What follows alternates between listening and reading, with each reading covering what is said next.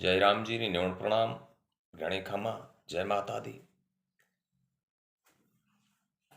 आज मैं आपको बताने जा रहा हूं अमावस्या का व्रत कैसे रखा जाता है, उसकी विधि और विधान। अमावस्या के दिन दोस्तों चंद्रमा की पूजा होती है। जितना चंद्रमा पवित्र होता है, चंद्रमा में जो चमक है, वो मनुष्य अगर अमावस्या का व्रत रखता है तो चंद्रमा की भांति स्वरूप और सुंदर हो जाता है।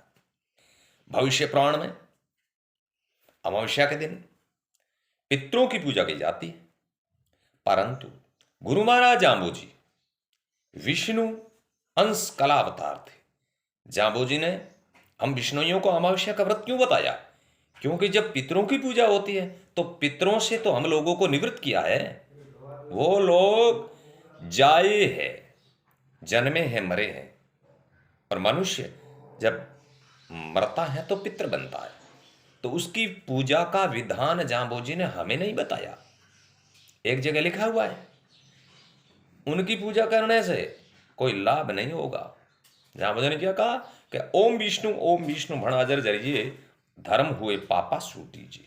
विष्णु भगवान की पूजा करने से, स्मरण करने से मनुष्य को धर्म की प्राप्ति होती है, और धर्म वहां रहता है जिस मनुष्य के पास में दया है। और भविष्य पुराण में यह बात बताइए, अगर मनुष्य कोई संतानहीन है 12 महीने यानी 1 वर्ष विधिवत अमावस्या का व्रत रखता है तो उसे संतान की प्राप्ति भी हो जाती है। ऐसा विष्णु पुराण में लिखा है। नवम भाव में अगर कोई राहु केतु इत्यादि लगता है और वो मनुष्य अमावस्या का व्रत रखता है तो भी सजनों उस मनुष्य का कल्याण हो जाता है, वह सब टल जाते हैं। अमावस्या का व्रत रखने वाला, उसके न तो राहु लगता है, न केतु लगता है, न शनि लगता है। ऐसा विधान जाम्बोजी ने कहा है। अमावस्या लगने से आधा घंटा पहले मनुष्य को स्वच्छ सफेद कपड़े पहनकर विष्णु भगवान के निमित्त जो हम भोजन करते हैं, जो हमारे घर में बनता है, वो ही भोजन विष्णु भगवान को चढ़ाना चाहिए। विष्णु प्राण में ब्रह्मा जी, इंद्र, रुद्र, अश्विनी, सूर्य, अग्नि, अष्टवसु, भूत, प्राणी सब अमावस्या का व्रत रखने से प्रसन्न हो जाते हैं। जब अमावस्या का व्रत रखने से वो सब प्रसन्न हो जाते हैं तो दूसरे व्रत हम क्यों रखें? जाम्बोजी महाराज 33 करोड़ देवताओं से सर्वशक्तिमान थे। श्री राम जी 14 पावर, रामचंद्र जी 14 कला, श्री कृष्ण इजे 16 पावर, कृष्ण भगवान की 16 कला। Jambhoji is excellent to 33rd god goodness. Jambheshwar भगवान 33 करोड़ देवी देवताओं से श्रेष्ठ थे। ऐसा हमारी 120 शब्दवाणी में बताया है। सोमवार के दिन अगर अमावस्या है तो उस अमावस्या को सजनों सोमवती कहते हैं, और उसके दिन शिवजी और मां पार्वती का पूजन होना चाहिए। और सोमवती अमावस्या है, अगर कोई माता बहन रखती है तो उसकी पति की आयु भी बढ़ती है, ऐसा विष्णु पुराण में बताया है। अगर अमावस्या मंगलवार के दिन है तो उस अमावस्या को भौमवती अमावस्या कहते हैं। अगर अमावस्या शनिवार के दिन है तो उस अमावस्या को शनिश्चरी अमावस्या कहते हैं। अमावस्या के दिन गंगा में स्नान करना चाहिए। हो सकता है गंगा यहां से दूर है तो गंगा जल तो घर पर है, गोमूत्र तो घर पर है, 2 बूंद ले लो, स्नान कर लो, वो ही स्नान माना जाता है।